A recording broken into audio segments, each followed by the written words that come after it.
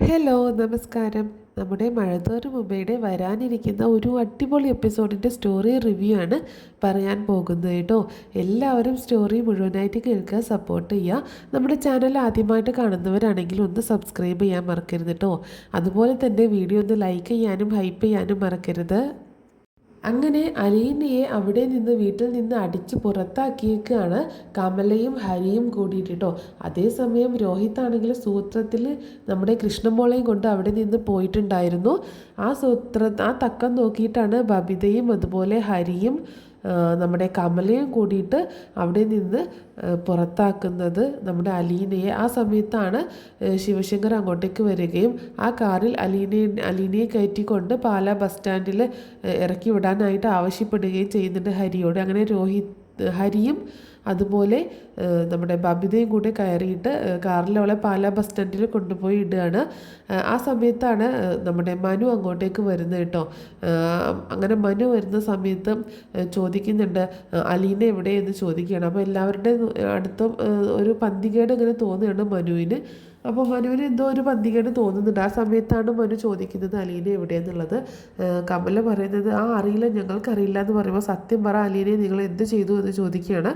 അവളെ ഞങ്ങൾ ഇവിടെ നിന്ന് അടിച്ച് പുറത്താക്കി എന്ന് പറയുമ്പോൾ അടിച്ച് പുറത്താക്കിയെന്നു നിങ്ങൾ എന്തൊക്കെയാണ് പറയണതെന്ന് ചോദിക്കുമ്പോൾ ശിവേട്ടൻ പറയുന്നുണ്ട് അതേ മനു, നീ ഇതിൽ ഇടപെടേണ്ട ആവശ്യമില്ല, അവളിവിടെ ആവശ്യമില്ലാത്ത ഒരാളായിരുന്നു, അതുകൊണ്ട് ബാലചന്ദ്രൻ ഇല്ലാത്ത തക്കം നോക്കിയിട്ട് ഞങ്ങൾ അവളെ ഇവിടെ നിന്ന് പറഞ്ഞയച്ചു, ഇനി അവളുടെ ശല്യം ഉണ്ടാവത്തില്ല എന്ന് പറയട്ടോ.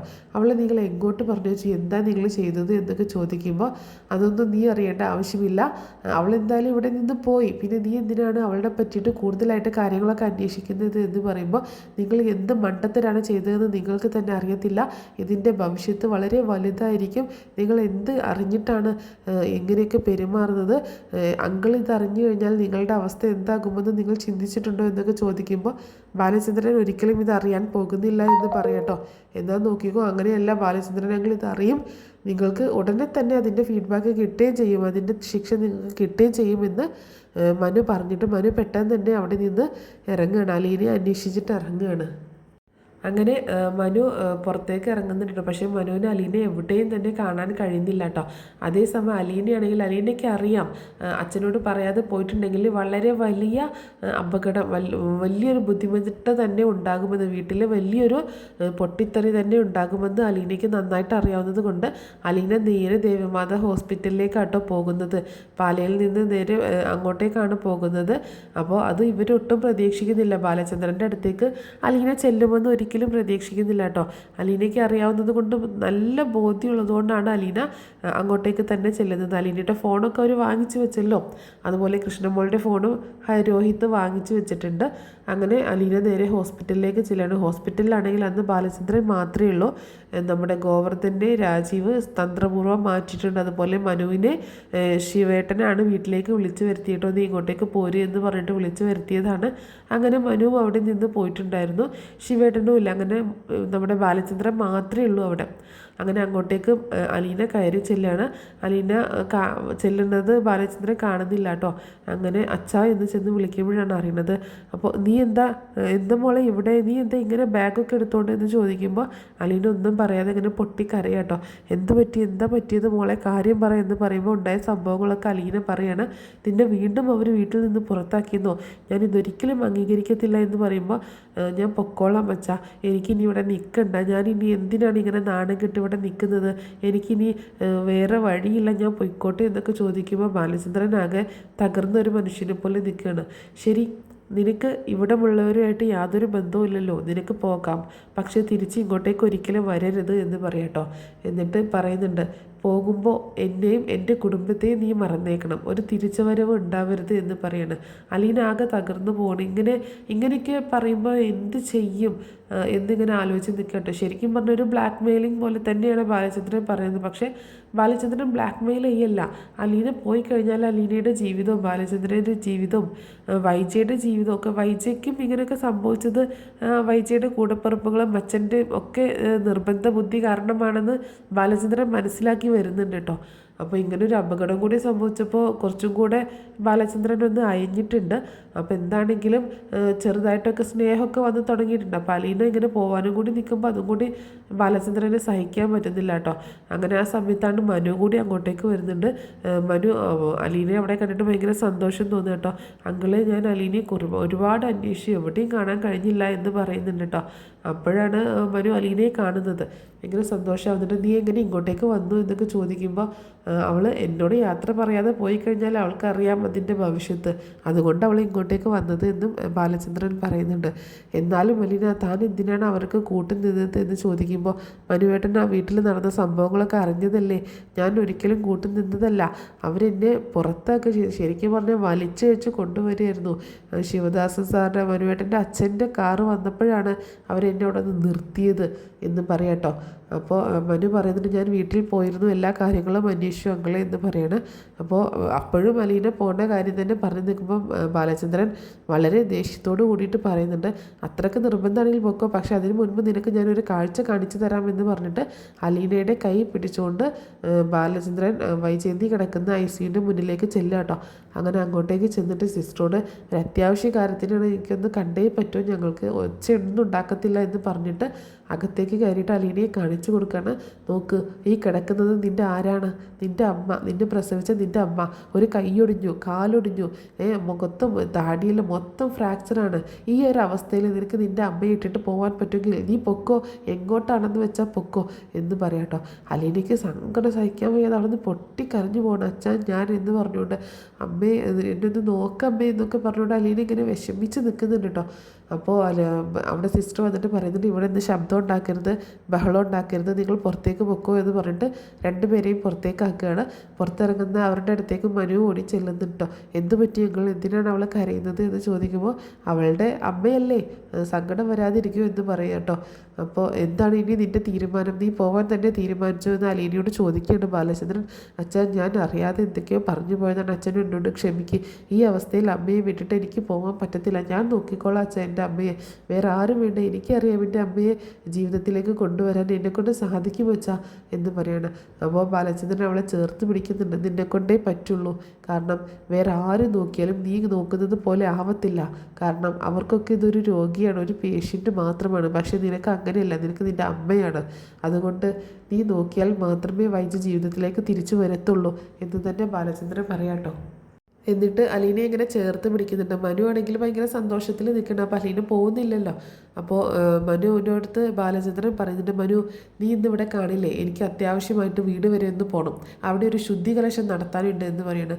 അങ്കിൾ അവിടെ പോയിട്ട് എന്താ ചെയ്യാൻ പോണത്, ഞാൻ എന്താ ചെയ്യാൻ പോണത് നീ കണ്ടോ മനു, പക്ഷേ എനിക്കിവിടെ വൈജയെ തനിച്ച് വിട്ടിട്ട് പോരാൻ പറ്റത്തില്ല.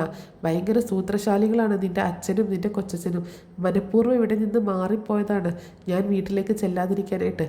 ഞാൻ അങ്ങോട്ടേക്കൊന്ന് ചെല്ലട്ടെ, ശരിയാക്കി കൊടുക്കുന്നുണ്ട് എല്ലാത്തിനെയും എന്ന് പറയട്ടോ. മനു പറയുന്നുണ്ട്, അങ്കിൾ ധൈര്യമായിട്ട് പോയിക്കോ, ഞാനിവിടെ ഉണ്ട്, അങ്കിൾ പോയിട്ട് വാ എന്ന് പറഞ്ഞിട്ട് ബാലചന്ദ്രനെ പറഞ്ഞേക്കാട്ടോ.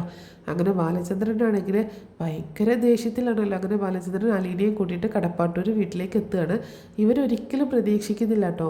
അതായത് കമലയും ഹരിയും രോഹിതും അങ്ങനെ ആരും ശിവേന്ദ്രനും ഒന്നും ഒരിക്കലും പ്രതീക്ഷിക്കുന്നില്ല ബാലചന്ദ്രൻ ഇങ്ങോട്ടേക്ക് കയറി വരുന്നുള്ളൂ കേട്ടോ. അങ്ങനെ ബാലചന്ദ്രൻ്റെ കാർ അവിടെ വന്ന് നിന്നപ്പോൾ തന്നെ ഇവരാകെ പേടിച്ച് പോകുന്നുണ്ട് കേട്ടോ. അങ്ങനെ ഭമിതയാണ് വന്ന് ഡോറ് തുറക്കുന്നത്. ആദ്യം അലീന കാറിൽ നിന്ന് ഇറങ്ങുന്നില്ല കേട്ടോ. അപ്പോൾ ബാലചന്ദ്രൻ അങ്ങോട്ടേക്ക് കയറി ചെല്ലുകയാണ്. കയറി ചെന്നിട്ട് അലീനയെ വിളിക്കുക കേട്ടോ.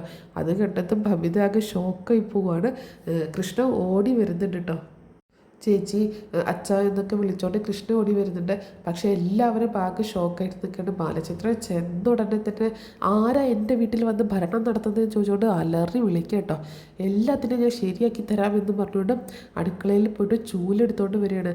നീ ആരാണ് എൻ്റെ വീട്ടിൽ വന്നിട്ട് എൻ്റെ മകളെ ഇറക്കി വിടാനും മാത്രം നീ ആരാണ്, നീ എവിടെ നിന്ന് വന്നവളാണ് എന്നൊക്കെ ചോദിച്ചുകൊണ്ട് കമലയുടെ നേരെ ചീറി പാഞ്ഞ് വരുന്നുണ്ട് കേട്ടോ.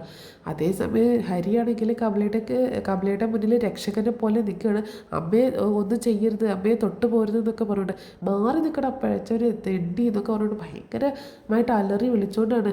നീ ആരാടാ എൻ്റെ വീട്ടിലേക്ക് വരാൻ, നിന്നോട് വീട്ടിലേക്ക് കാല് കുത്തരുതെന്ന് ഞാൻ പറഞ്ഞതല്ലേടാ എന്നൊക്കെ പറഞ്ഞിട്ട് ഹരിയെ തല്ലുക കേട്ടോ.